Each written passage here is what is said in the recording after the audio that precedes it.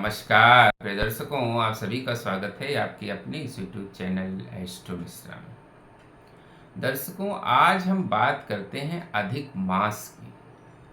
अधिक मास जो कि हर 3 साल में आता है, आखिर इसके पीछे का लॉजिक क्या है?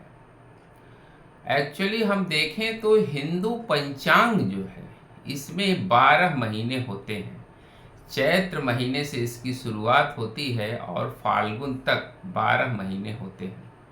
और इसी हिसाब से हर महीने सूर्य की एक संक्रांति आती है। और हर महीने की जो संक्रांति होती है, इसलिए जो है 12 संक्रांतियां साल भर में पड़ती हैं। सूर्य की 12 संक्रांतियां होती हैं। तो इस हिसाब से अगर हम हिंदू महीने की बात करें तो एक चंद्र मास होता है और एक सूर्य मास होता है। तो सूर्य मास और चंद्र मास के बीच में अगर एक साल का हम पूरा कैलकुलेशन देखें तो सूर्य मास और चंद्र मास के बीच में 11 दिनों का डिफरेंस होता है। और एक साल में 11 दिन का डिफरेंस हुआ तो 3 साल में लगभग 1 महीने का डिफरेंस ये हो जाता है। और यही 3 साल में जो है वो अधिक मास आता है, यानी 1 महीना जो एक्सेस बढ़ जाता है, वही जो है वो अधिक मास मनाया जाता है। तो अधिक मास को पुरुषोत्तम मास या मल मास भी कहा जाता है। पुरुषोत्तम मास या अधिक मास का जो ये महीना है, वो इस बार ज्येष्ठ के महीने में पड़ रहा है। यानी इसकी जो शुरुआत है वो 17 मई से हो रही है और 17 मई से लेकर ये 15 जून 2026 तक ये चलेगा। यानी 17 मई कल से ये अधिक मास का महीना प्रारंभ हो चुका है। तो इस बार जो महीना है ये ज्येष्ठ के महीने में पड़ रहा है, इसलिए इसको ज्येष्ठ का अधिक मास कहा जाएगा।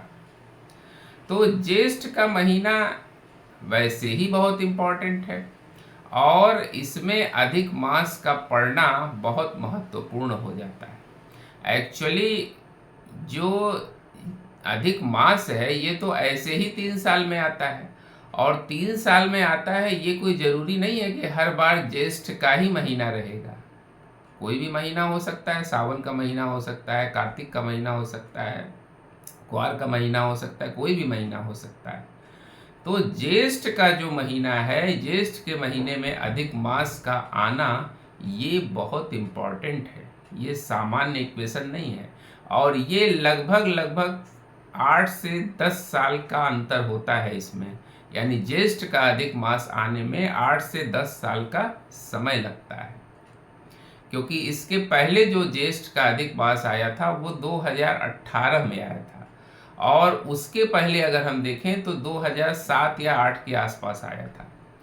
तो ज्येष्ठ के महीने का जो महत्व है, ज्येष्ठ अगर इसमें अधिक मास पड़ जाता है तो ये कुछ ज़्यादा ही बढ़ जाता है। तो अधिक मास जो है इसमें सारे शुभ कार्य, मांगलिक कार्य बंद कर दिए जाते हैं। ऐसा नहीं है कि ये महीना बहुत अशुभ होता है, ये महीना बहुत शुभ होता है। भगवान श्री हरि विष्णु को अत्यंत प्रिय महीना होता है और इस महीने में धर्म, कर्म, जप, तप, दान बहुत ही अमोघ फलदायी होता है। अगर आप ये सब कार्य करें तो ये महीना आपके लिए बहुत ही उत्तम साबित होगा। इस महीने में चूंकि भौतिक कार्य इसलिए मना किए जाते हैं कि अगर आप उन कार्यों में व्यस्त रहेंगे, मांगलिक कार्यों में व्यस्त रहेंगे, तो आप जो है वो आध्यात्मिक जगत से नहीं जुड़ पाएंगे। इसीलिए जो है इस महीने में भौतिक कार्यों के करने की मनाही की गई है। यानी विवाह करना, मुंडन करना, गृह प्रवेश करना, किसी नए प्रतिष्ठान का आरंभ करना, इन सब कार्यों को करने की मनाही की गई है। जो कार्य पहले से चल रहे हैं उन कार्यों को हम कंटिन्यू कर सकते हैं। तो इस बार जो ज्येष्ठ का अधिक मास है ये 7 मई से 15 जून तक चलेगा। अब ये जानते हैं कि ज्येष्ठ के अधिक मास का क्या इफेक्ट आएगा हमारे आपके व्यक्तिगत जीवन पर और देश दुनिया पर इसका क्या प्रभाव पड़ेगा।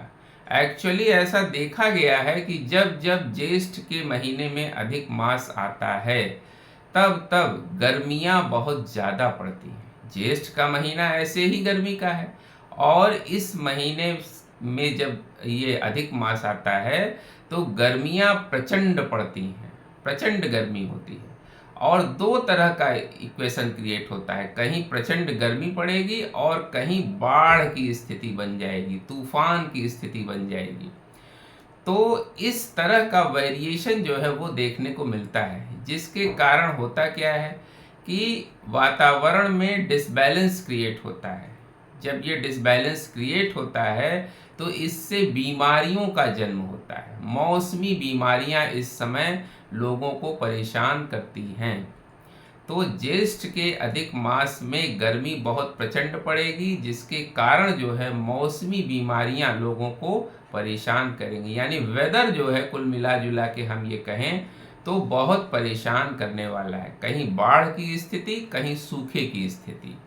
और गर्मी चूंकि बहुत ज़्यादा रहेगी, इस वजह से जो है आप देखिएगा कि बहुत ज़्यादा बीमारियां बढ़ेंगी और बीमारियां इस तरह की जो लोगों को बिल्कुल परेशान कर सकती हैं।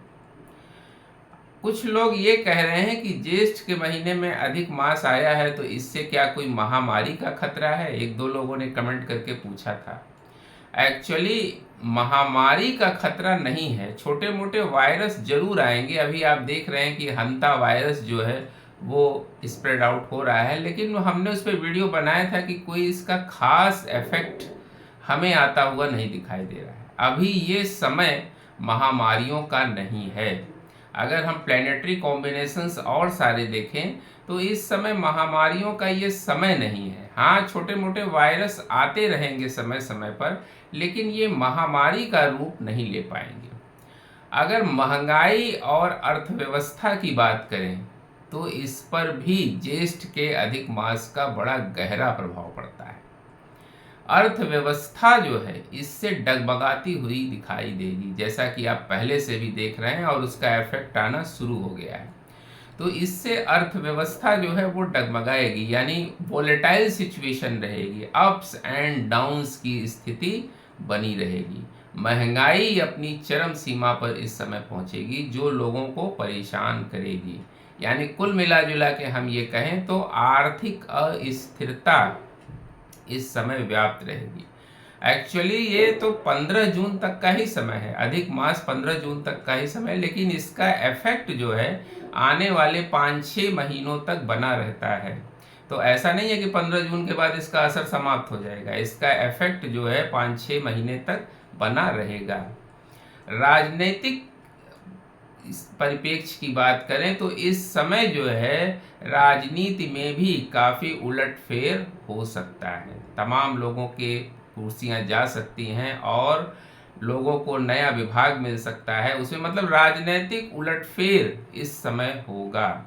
इस समय ऐसी स्थितियां बनेंगी जिससे जो है पॉलिटिकल अनस्टेबिलिटी भी बनी रहेगी। तो ये जो समय है 7 मई से लेकर 15 जून तक का, ये बड़ा महत्वपूर्ण समय है और इस समय का पूरा लाभ आप जरूर उठाइए। इस समय आध्यात्मिक लाभ के लिए ये महीना जो है वो बहुत इम्पोर्टेंट माना जाता है। इस समय किया गया जप तप दान बहुत ही अमोघ फलदायी होता है। इसका पूरा पूरा लाभ आप जरूर उठाएं। उम्मीद करते हैं दर्शकों हमारा वीडियो आपको जरूर पसंद आया होगा। मिलते हैं आपसे अगले वीडियो में किसी नए विषय के साथ। तब तक के लिए हमें आज्ञा दीजिए। नमस्कार।